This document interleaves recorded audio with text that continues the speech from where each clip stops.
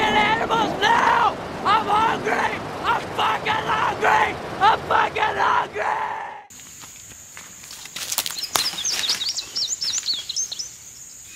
Pagi ini cerah banget. Banyak burung-burung berkicau, tapi bukan itu. Ya, aku mau berbagi cerita ke kalian kalau aku habis nonton film Into the Wild. Ngomongin tentang film itu, ada satu hal yang membuatku bertanya-tanya kepada diriku sendiri, yaitu gimana kalau lingkungan tempat kita tinggal mengalami banyak sekali masalah? Apakah perlu kita meninggalkan lingkungan tersebut dan kemudian pergi mengasingkan diri tanpa seorang pun? Oke, ku coba untuk merenungi itu semua.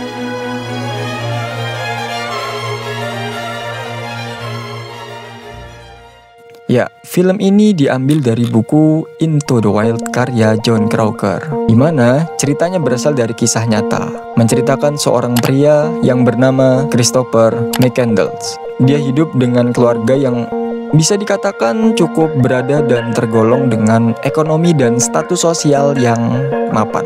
Dia berencana untuk meninggalkan kehidupannya yang nyaman itu. Dia pergi dengan tujuan mengasingkan diri dengan membuang semua kenyamanan yang ada pada hidupnya. Mobilnya ditelantarkan, uangnya dibakar, dan ATM-nya digunting, serta menghilangkan semua identitas yang melekat pada dirinya.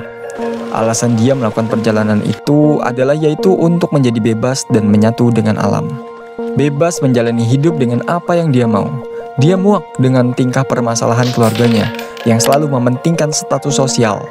Ketidakjujuran dan kemunafikan ayahnya bagi Chris hanyalah contoh bagaimana orang-orang sering bersikap buruk satu sama lain. Itulah yang membuatnya memiliki sudut pandang yang negatif terhadap semua orang. Sehingga dia memutuskan untuk pergi dan mengisolasi diri dari semua orang. Padahal di dalam perjalanannya, ia selalu bertemu dengan orang-orang tulus yang tidak dia kenal untuk selalu membantunya. Namun, ia tetap teguh pada prinsipnya untuk pergi mengasingkan diri. Dia mencoba untuk bertahan hidup di hutan seorang diri, dan tentunya dia mengalami kesulitan karena kenaifannya. Kejadian itu memaksa dirinya untuk memakan sesuatu tumbuhan beracun akibat tidak adanya pengetahuan terhadap dampaknya yang membuat dia kehilangan nyawanya.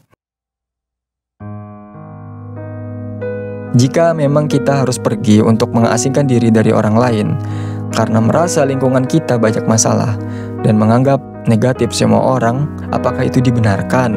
Bukankah kita hidup untuk berdampingan?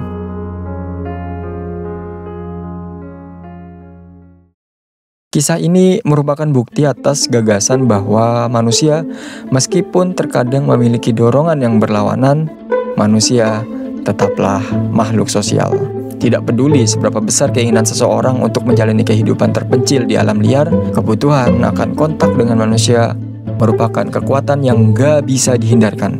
Baik dalam bentuk keinginan mendapatkan kenyamanan sosial dan rasa memiliki, atau sebagai cara untuk memenuhi kebutuhan dasar. Menolak kebutuhan mendasar itu dengan alasan apapun akan menimbulkan konsekuensi yang mengerikan, bahkan fatal.